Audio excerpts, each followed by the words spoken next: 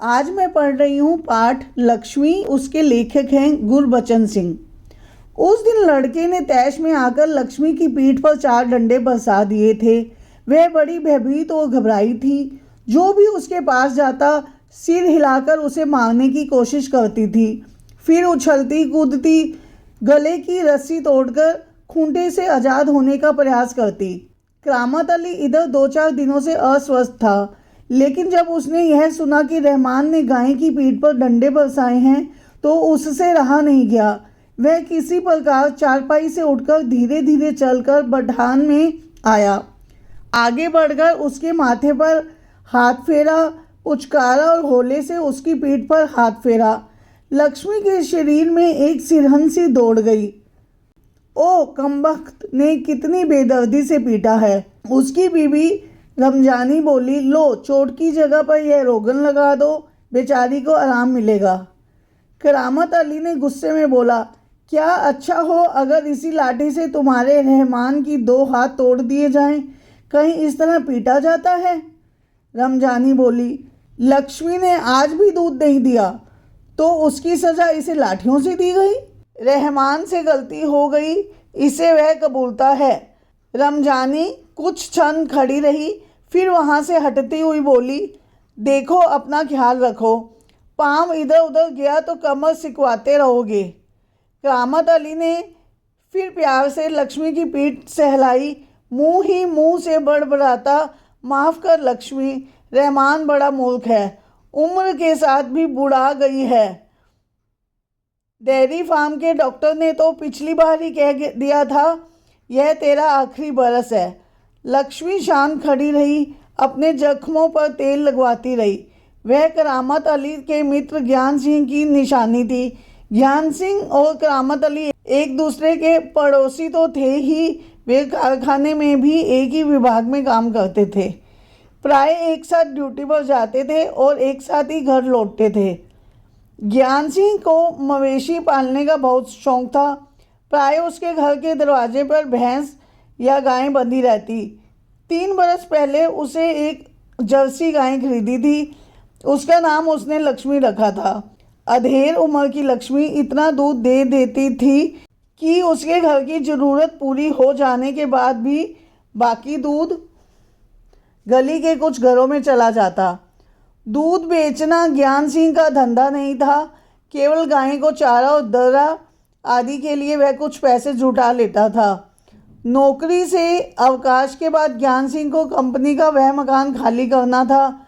समस्या थी तो लक्ष्मी की। वह लक्ष्मी को किसी भी हालात में बेच नहीं सकता था, उसे अपने साथ ले जाना भी संभव नहीं था। जब अवकाश में 10-15 दिन ही रह गए तो करामत अली से कहा, मियाँ अगर लक्ष्मी को तुम्हें सौंप दूँ, क्या तुम इसे स्वीकार करोगे? मियाँ करामत अली ने कहा, नेकी और पूछ पूछ, भला इससे बड़ी खुश नसीबी मेरे लिए और क्या हो सकती है। करामत अली पिछले 1 वर्ष से उस गाय की सेवा करता चला आ रहा था। गाय की देखभाल में कोई कसर नहीं छोड़ रखी थी। करामत अली को लक्ष्मी की पीठ पर रोगन लगाने के बाद भी इत्मीनान नहीं हुआ। वह उसके सिर पर हाथ फेरता रहा। लक्ष्मी स्थिर खड़ी उसकी ओर जिज्ञासा पूर्ण दृष्टि से देखती रही। करामत अली को लगा जैसे लक्ष्मी कहना चाहती है, यदि मैं तुम्हारे काम की नहीं हूँ तो मुझे आज़ाद कर दो, मैं ये घर छोड़कर कहीं और चली जाऊँगी। करामत अली ड्यूटी पर जाने की तैयारी में था, तभी रमजानी बोली, रहमान के अब्बा, अगर लक्ष्मी दूध नहीं देती तो हम इसका क्या करेंगे? क्या खूंटे में बांधकर इसे खिलाते पिलाते रहेंगे? जानवर है, बंधा है तो उसे खिलाना पिलाना तो पड़ेगा ही। जानते हो इस महंगाई के ज़माने में सिर्फ सादा चारा देने में ही 300-350 महीने का खर्चा है। सो तो है। कहते हुए करामत अली आगे कुछ नहीं बोला। घर से निकलकर कारखाने की तरफ हो लिया। रास्ते में वह रमजानी की बात पर विचार कर रहा था। लक्ष्मी अगर दूध नहीं देती तो इसका क्या करेंगे? यह ख्याल तो उसके मन में आया ही नहीं था कि एक समय ऐसा भी आ सकता है कि गाय को घर के सामने खूंटे से बांधकर मुफ्त में खिलाना भी पड़ सकता है। उसके साथ ही नईम ने उसे कुछ परेशान देखा तो पूछा, करामत मियाँ क्या बात है, क्यों परेशान नज़र आ रहे हो? खैरियत तो है? ऐसी कोई विशेष बात नहीं है। कुछ तो होगा। क्या बताऊं? गाय ने दूध देना बंद कर दिया है। बूढ़ी हो गई है, बैठाकर खिलाना पड़ेगा, और इस जमाने में गाय भैंस पालने का खर्चा, इसमें परेशान होने की क्या ज़रूरत है? गाय बेच दो। करामत अली ने होंका भरते हुए कहा, हाँ, परेशानी से छुटकारा पाया जा सकता है। बहुत आसान तरीका है, लक्ष्मी को बेच दिया जाए। वह नईम के पास से हटकर अपने काम में जुट गया। करामत अली रात का गया, सवेरे कारखाने से घर लौटा। रात की ड्यूटी से घर लौटने पर ही वह लक्ष्मी को दूहता था। घर में घुसते ही उसने रमजानी से पूछा, क्या लक्ष्मी को अभी तक चारा नहीं दिया? रमजानी बोली, रहमान से कहा तो था। तुम दोनों की मर्जी होती तो गाय को अब तक चारा मिल चुका होता। अगर वह दूध नहीं दे रही है तो क्या उसे भूखे रखोगे? कहते हुए करामत कटा हुआ पुआल, खली और दर्रा आदि लेकर लक्ष्मी के लिए सानी तैयार करने लगा। लक्ष्मी उतावली सी तैयार हो रही सानी को मुंह मारने लगी। गाय को सानी देकर करामत अली उसकी पीठ देखने लगा। रोगन ने अच्छा काम किया, दाग कुछ हल्के पड़ गए थे। 10-15 दिनों से यूं ही चल रहा था। एक दिन जब करामत अली ने पुआल लाने के लिए रमजानी से पैसे मांगे तो वह बोली, मैं कहाँ से पैसे दूँ? पहले तो दूध की बिक्री के पैसे मेरे पास जमा रहते थे, इससे ही दे देती थी। अब कहाँ से दूँ? लो, यह राशन के लिए कुछ रुपए रखे थे। कहते हुए रमजानी ने संदूकची में से 20 का नोट निकालकर उसे थमाते हुए कहा, इससे लक्ष्मी का राशन ले आओ। ठीक है, इसमें लक्ष्मी के 2-4 दिन निकल जाएंगे। आखिर इस तरह कब तक चलेगा? रमजानी दुखी स्वर में बोली, तुम इसे खुला छोड़कर आजमा कर तो देखो। कहते हो तो ऐसा करके देख लेंगे। दूसरे दिन रहमान सवेरे 8-9 बजे के करीब लक्ष्मी को इलाके से बाहर जहाँ नाला बहता है और जहाँ झाड़ झखाड़ और कहीं धूप के कारण ज़मीन हरी नज़र आती है, छोड़ आया ताकि वह घास इत्यादि खाकर अपना कुछ पेट भर ले। लेकिन माँ बेटे को यह देखकर आश्चर्य हुआ कि लक्ष्मी 1-1.5 घंटे के बाद ही घर के सामने खड़ी थी। उसके गले में रस्सी थी। एक व्यक्ति उसी रस्सी को हाथ में थामे कह रहा था, यह गाय क्या आप लोगों की है? रमजानी ने कहा, हाँ, यह हमारी गाय का सब चारा खा गई है।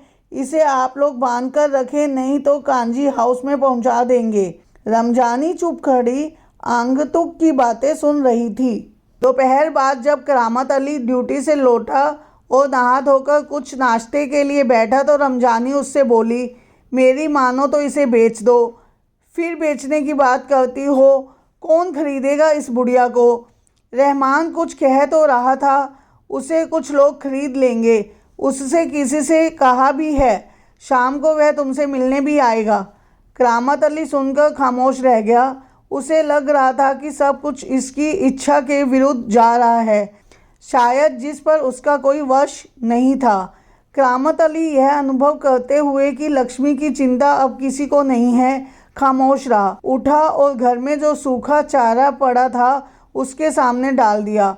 लक्ष्मी ने चारे को सूंघा, फिर उसकी तरफ निराशापूर्ण आंखों से देखने लगी, जैसे कहना चाहती हो, मालिक यह क्या? आज क्या मेरे फांकने को यह सूखा चारा है? दर्रा खली कुछ नहीं। करामत अली उसके पास से उठकर मुंह हाथ धोने के लिए गली के नुक्कड़ पर नल की ओर चल दिया। 7-8 बजे के करीब रहमान एक व्यक्ति को अपने साथ लाया। करामत अली उसे पहचानता था। इसके पहले कि उससे कुछ औपचारिक बातें हों, करामत अली ने पूछा, क्या तुम गाय खरीदने आए हो?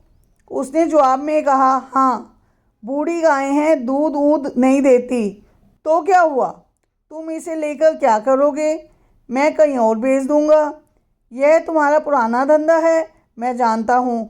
मुझे तुम्हें गाय नहीं बेचनी। करामत मियाँ ने उसे कोरा जवाब दे दिया। रमजानी करामत के चेहरे का भाव भांपती हुई बोली, क्या यह भी कोई तरीका है?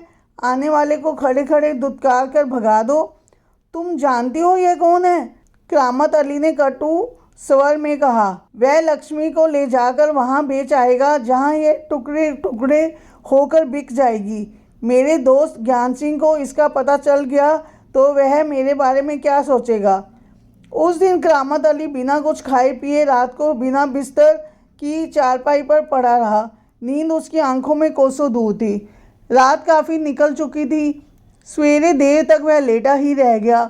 कुछ देर बाद करामत अली ने चारपाई छोड़ी, मुंह हाथ धोकर घर से बाहर निकल पड़ा। लक्ष्मी के गले में बंधी हुई रस्सी खूंटे से खोली और उसे गली के बाहर ले जाने लगा। रमजानी, जो दरवाजे पर खड़ी यह सब देख रही थी, बोली, इसे कहाँ ले चले? करामत अली ने कहा, जहाँ इसकी किस्मत में लिखा है। वह लक्ष्मी को सड़क पर ले आया। लक्ष्मी बिना किसी रुकावट या हुज्जत के उसके पीछे पीछे चल पड़ी। वह उसकी रस्सी पकड़े सड़क पर आगे की ओर चलता चला गया। चलते चलते कुछ क्षण रुक कर वह बोला, लक्ष्मी चल। अरे गौशाला यहाँ से 2 किलोमीटर दूर है। तुझे गौशाला में भर्ती करा दूंगा। वहाँ इत्मीनान से रहना। वहाँ तो हमारे घर की तुलना में मज़े से रहेगी। भले ही मैं वहाँ ना हूँ, पर जो लोग भी होंगे मेरे ख्याल से तुम्हारे लिए अच्छे ही होंगे। मैं कभी कभी तुम्हें देख आया करूँगा, तब तुम मुझे पहचानेगी भी या नहीं, खुदा जाने। कहते हुए करामत अली का गला भर आया। उसकी आंखों से आंसू उतर आए। चल लक्ष्मी चल। जल्दी जल्दी पैर बढ़ा और वह खुद किसी थके मांदे बूढ़े बैल की तरह भारी कदमों से आगे बढ़ने लगा।